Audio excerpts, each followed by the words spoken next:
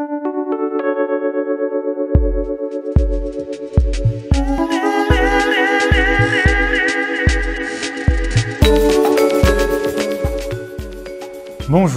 Olivier. Bonjour Emma. Olivier Escaillé, tu travailles aux carrières Pierre Bleu belges et ça tombe bien parce que j'aimerais bien que tu m'expliques comment entretenir mes pierres bleues. Avec plaisir. Alors, nous sommes ici dans une cuisine, on pourrait être également dans une salle de bain. On va parler des possibilités de tâches à l'intérieur, des pierres qui sont à l'intérieur d'une maison. On va distinguer deux types de tâches, des tâches grasses ou des tâches acides. C'est quoi une tâche grasse ? C'est une tâche qui a été faite par de la graisse ou de l'huile ou des produits cosmétiques. Une tâche acide, c'est quoi? C'est du soda? C'est du soda, du vin, du jus de fruits, du vinaigre. D'accord. On va distinguer également deux sortes de finitions possibles pour les pierres. On a ici un exemple de pierre plutôt foncée, comme ce qu'on a ici dans la cuisine, ou une définition claire. Alors, finition foncée, qu'est-ce qui se passe si on fait une tâche grasse?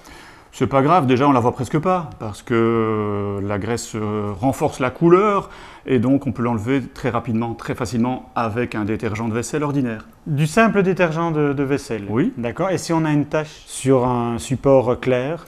Alors, le détergent ordinaire ne suffira pas, on va utiliser du K2R. Le K2R, le produit simple qu'on met sur les vêtements? Oui, exactement.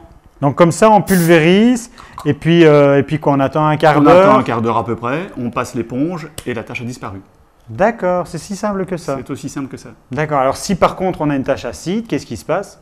Alors sur une finition sombre, on verra une trace plus claire, mais qu'on peut effacer avec un tampon de laine d'acier. Et ensuite, on passe un chiffon légèrement huilé et on ne voit plus aucune trace. Alors si je suis bien sur une pierre claire, la tâche se verra moins parce que ça va un peu éclaircir. Exactement. Mais bon, qu'est-ce qu'on va faire? On peut l'effacer complètement si on souhaite avec un papier de sable, grain 60 ou 80, et on frotte légèrement à sec et elle disparaît. Alors, comment est-ce qu'on peut traiter une pierre bleue gris clair? Alors pour un plan de travail, par exemple, qui est gris clair, l'idéal c'est de la saturer avec un mélange d'huile de lin et de térébenthine. Voilà, j'ai ici un petit flacon avec ce mélange qui est composé de 2 tiers de térébenthine et 1 tiers d'huile de lin. Et quoi, je vide la bouteille sur ma pierre? Non, surtout pas, surtout pas, parce que la pierre bleue, je le rappelle, elle n'est pas poreuse. Donc c'est histoire de juste saturer.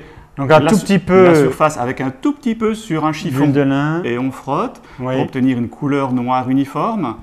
Et puis on laisse sécher. Le lendemain déjà c'est sec au toucher et on peut le laisser dessus éventuellement. Mais quoi, alors ma pierre va redevenir claire ou elle va rester foncée? Elle va rester foncée bien sûr. Ah, donc c'est pour faire devenir la pierre foncée. Exactement. Mais ça l'entretient, donc du coup on voit moins les taches et les taches sont plus faciles à traiter par la suite. Est-ce qu'il y a un entretien particulier à faire avec son plan de travail, son sol ou autre? Bon, il faut juste nourrir de temps en temps avec un savon comme le savon de Marseille, le Carolin, le mousse de lin. D'accord, c'est tout. C'est tout.